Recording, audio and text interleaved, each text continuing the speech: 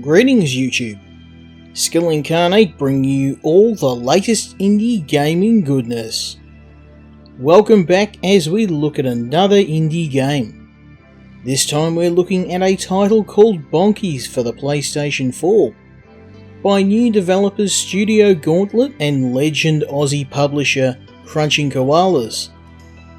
Bonkies takes the classic puzzle mechanics of Tetris and combines it with dozens of unique block types, crazy physics and 4-player local co-op.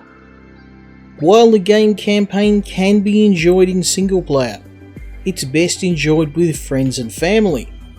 Luckily this time I've brought some backup. My trusty goats in training, Bite-Sized Goat and Mr Bobbles are here to assist me in tackling Bonkies' many puzzles, and I'm going to need their help.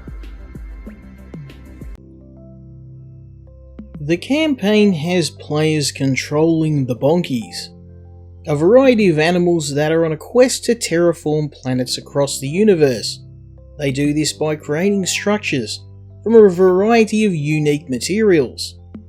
You're tasked with completing a series of construction projects on a number of planets that gradually increase in difficulty. Each level presents a Tetris-like puzzle in the form of a set shape you need to build from blocks that are fed by conveyor belts onto the map. The shapes start simple, but quickly become more complex, requiring players to plan out their build. Each puzzle has a time limit, meaning players may have to attempt levels several times to successfully complete them. Each level also allows players to earn bananas, the currency of the game, by quickly completing the build, and then these can be used to purchase additional characters in the form of cute animals which can be used in future levels.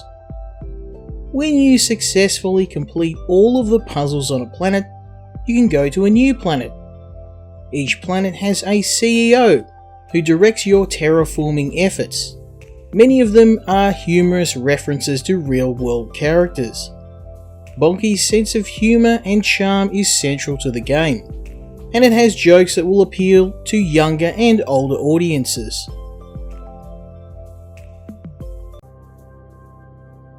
A central aspect of the game is the various shaped building blocks which either help or hinder your building effort. Steel blocks are light and simple to move. Stone blocks are heavy, that can be used to add weight to your structures. Ice blocks are extremely fragile and must be handled with care. There are other block types which can be used to help you solve more difficult puzzles. Scaffolding blocks are vital for holding together your build, and can be combined with magnets to make solid foundations or cages to hold your blocks. Jet blocks can be used to move heavy stone blocks, and anti-gravity blocks can allow you to make floating buildings.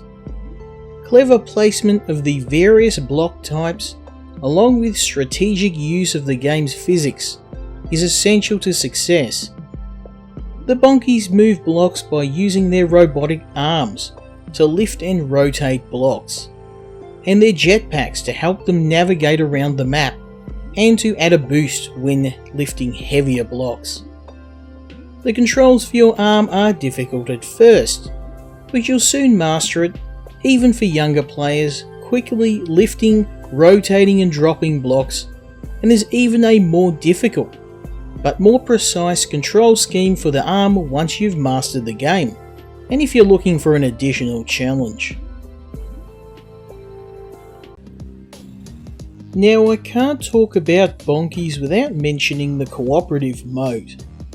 This is the best part of the game, with up to 4 players working together to solve the game's many puzzles as quickly and efficiently as possible.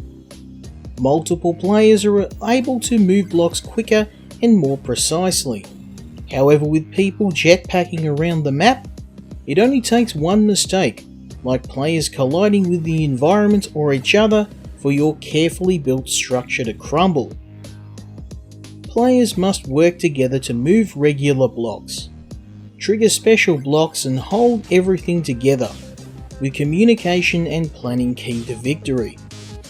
However, this is easier said than done.